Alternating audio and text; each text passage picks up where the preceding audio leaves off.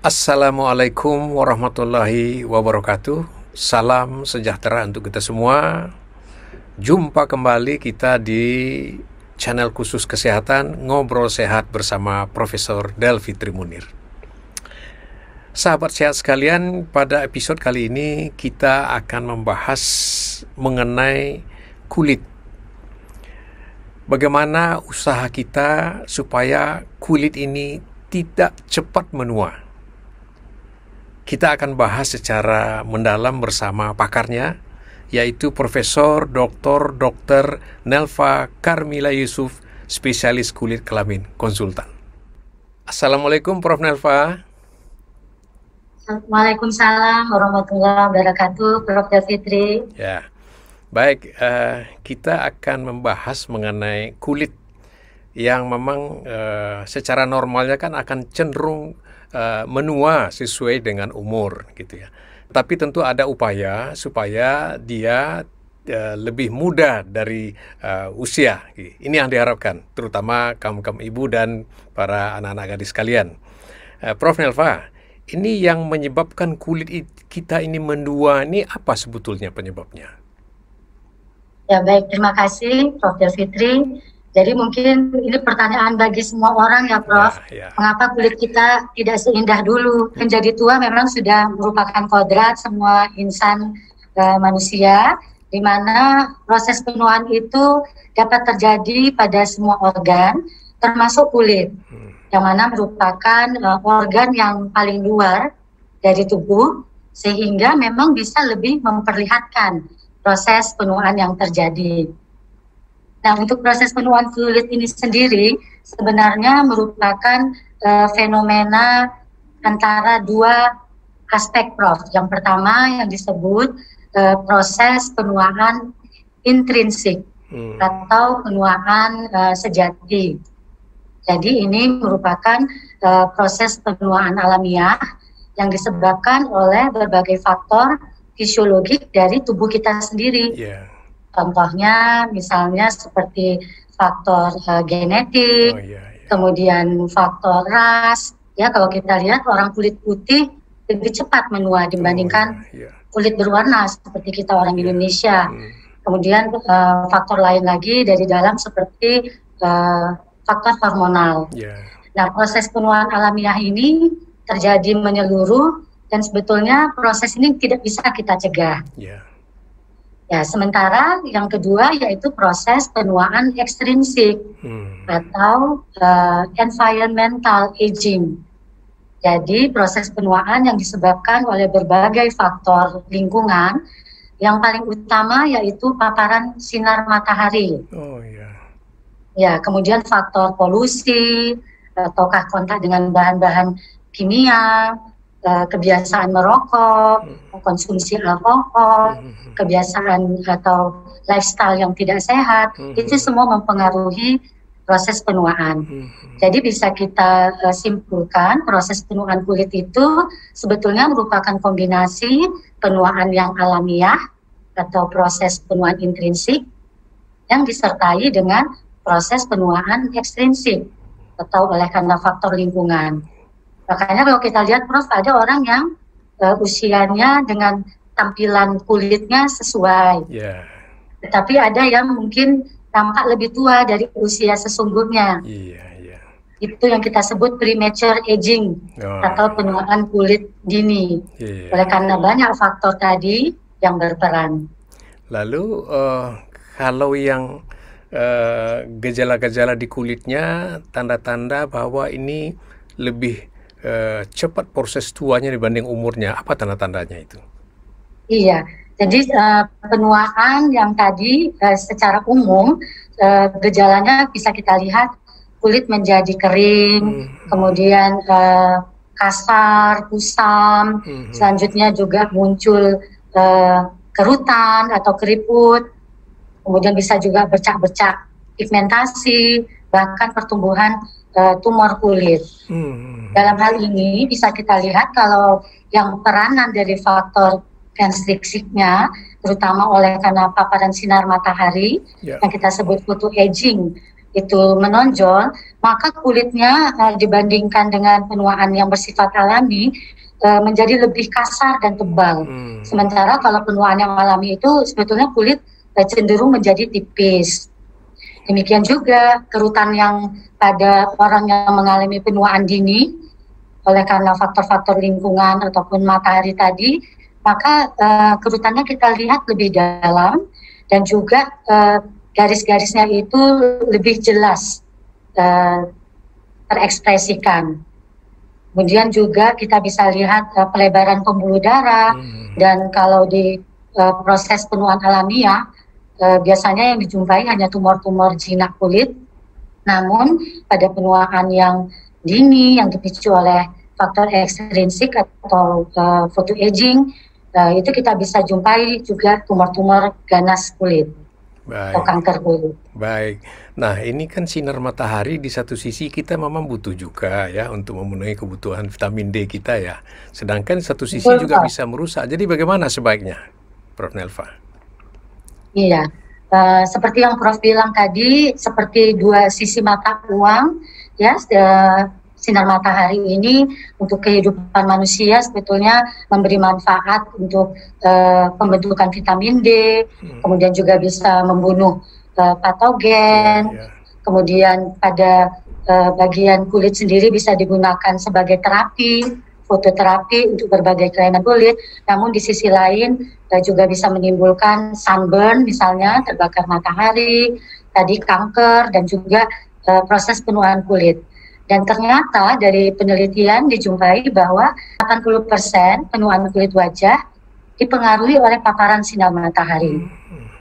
Jadi dalam hal ini kita perlu tentunya melakukan upaya-upaya pencegahan termasuk terhadap paparan sinar matahari ini, misalnya dengan menggunakan proteksi secara fisik, ya, terutama antara jam 9 pagi sampai jam 4 sore, di mana paparan matahari lebih intensif, dengan misalnya menggunakan payung, pakai topi atau kacamata hitam, ya jangan malu, karena itu untuk melindungi kulit kita. Kemudian di sisi lain juga kita perlu menggunakan tabir surya atau sunscreen yang kita oleskan ke kulit sebagai proteksi, baik terhadap ultraviolet A maupun ultraviolet B. Iya. Baik. Nah, kalau sudah terlanjur terjadi gangguannya, apa yang bisa dilakukan, Prof? Ya, jadi memang itu yang selalu menjadi ketertarikan, kepedulian kita semua. Oleh karena kita tahu, Prof, angka harapan hidup sekarang juga makin meningkat, sehingga orang juga berusaha supaya tetap tampil muda, ya dalam kondisi kulit juga yang sehat.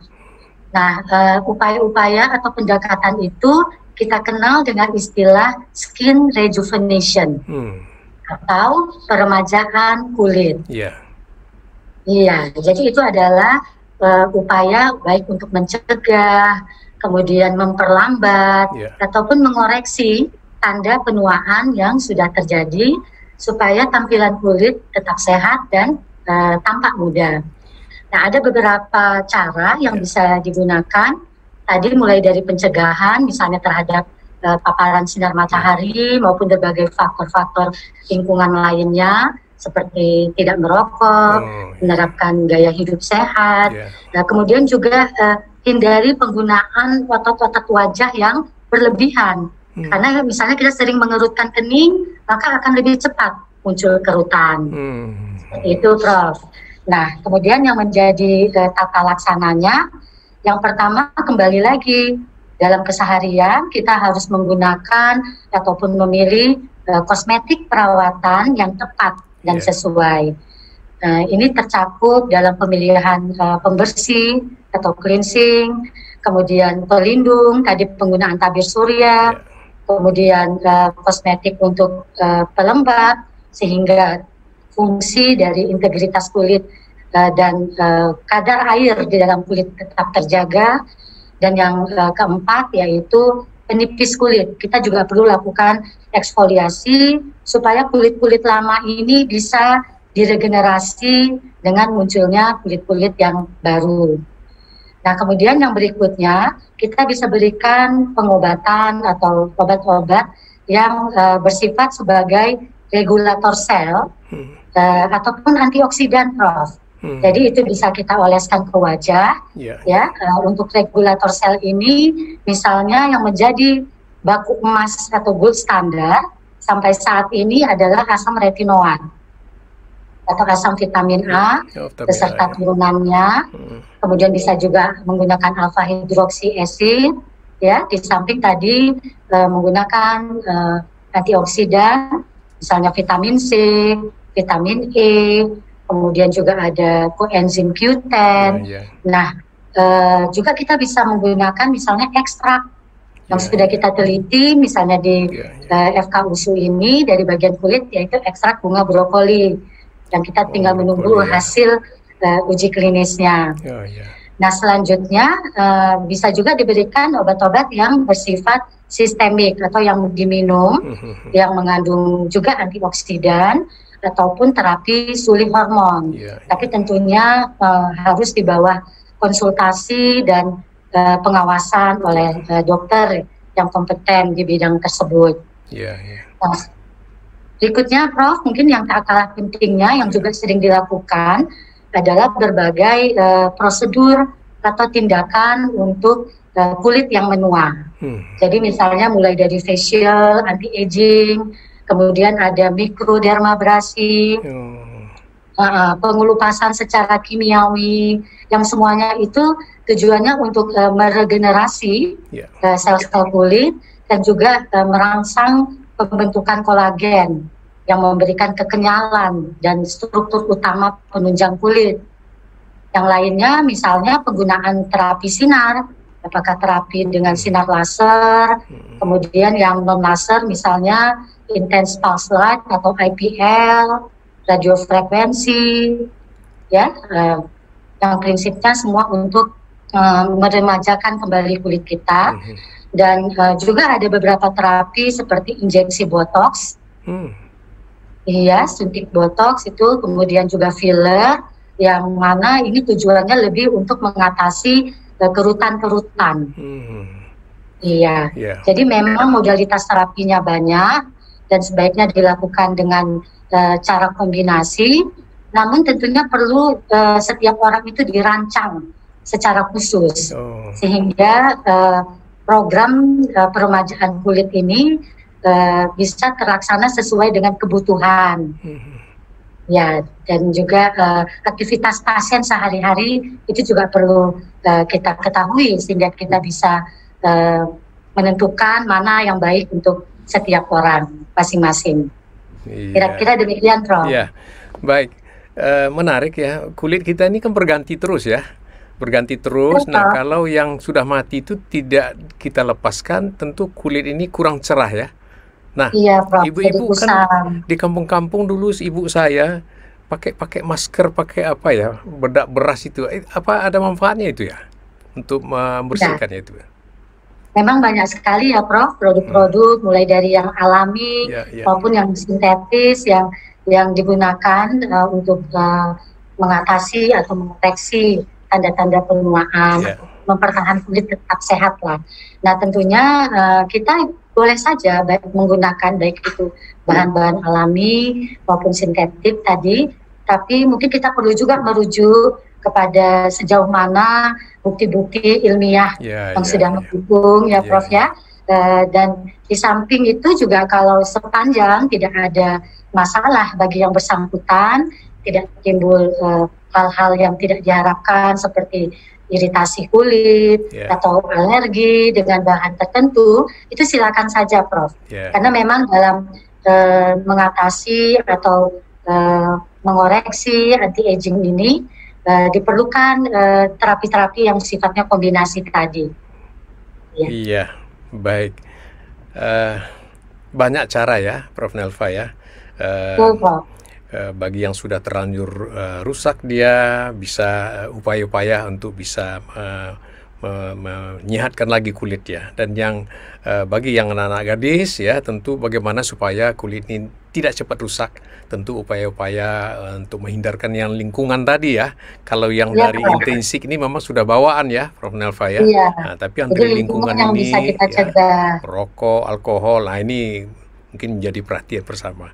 Baik, terima kasih Prof. Nelva. Mudah-mudahan bermanfaat untuk khusus ibu-ibu dan para anak gadis kita. Semoga kita sehat selalu. Wassalamualaikum warahmatullahi wabarakatuh. Waalaikumsalam warahmatullahi wabarakatuh. Sama-sama terima kasih Prof. Del Fitri. Salam sehat.